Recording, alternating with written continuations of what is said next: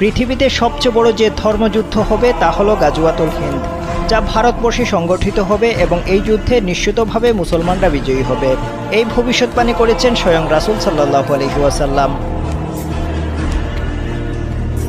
জানা গেছে গাজওয়াতুল হিন্দ সংগঠিত হবে ইমাম মাহদী এবং ঈসা আলাইহিস সালামের আগমনের কিছু আগে অথবা সমসাময়িক সময়ে। এ ব্যাপারে সুরাইম রাদিয়াল্লাহু তাআলা আনহু থেকে বর্ণিত হাদিসে রাসূল সাল্লাল্লাহু আলাইহি ওয়াসাল্লাম বলেছেন, নিঃসন্দেহে তোমরা মুশরিকদের বিরুদ্ধে যুদ্ধ করবে, এমনকি এই যুদ্ধে তোমাদের অবশিষ্ট মুজাহিদরা জর্ডান নদীর তীরে দাজ্জালের বিরুদ্ধে যুদ্ধ করবে।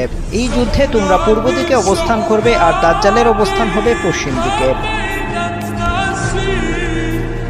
হযরত আবী হুরায়রা রাদিয়াল্লাহু তাআলা আনহু বলেন, রাসূল সাল্লাল্লাহু আলাইহি ওয়াসাল্লাম আমাদেরকে হিন্দুস্তানের জিহাদ সম্পর্কে প্রতিশ্রুতি দিয়েছেন। যদি আমি সে জিহাদ পেয়ে যাই তাহলে আমি আমার জানমাল সবকিছু তাতে ব্যয় করব। এতে যদি আমি শাহাদত বরণ করি তাহলে আমি হব সর্বশ্রেষ্ঠ শহীদ, আর যদি গাজী হয়ে ফিরে আসি তাহলে আমি হব জাহান্নামের আগুন থেকে মুক্তিপ্রাপ্ত আবী হুরায়রা। আরেকটি হাদিসে রাসূল সাল্লাল্লাহু আলাইহি ওয়াসাল্লাম বলেছেন, আমার উম্মতের দুটি দল, আল্লাহ তাআলা তাদেরকে জাহান্নাম হতে পরিত্রাণ দান করবেন। একদল যারা হিন্দুস্তানের জিহাদ করবে, আরেক দল যারা ঈসা ইবনে মারিয়াম আলাইহিস সালামের সঙ্গে থাকবে।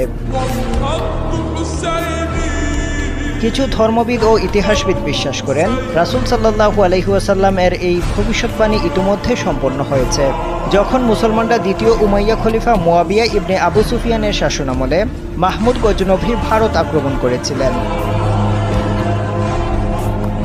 কিন্তু অপরপক্ষ বিশ্বাস করেন এটা সংগঠিত হবে ইমাম মাহদীর সময়কালে, কারণ হাদিসে ঈসা ইবনে মারিয়ামের সাথে থাকার কথা উল্লেখ আছে।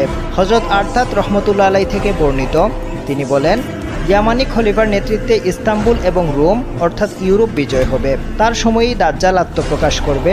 তার যুগেই ঈসা ইবনে মারিয়াম আলাইহিস সালাম অবতরণ করবেন এবং তার নেতৃত্বেই হিন্দুস্তানের যুদ্ধ সংঘটিত হবে। তিনি হবেন হাশিমি বংশের লোক। গাজওয়াতুল হিন্দ বলতে মূলত ওই যুদ্ধকেই বোঝানো হয়েছে।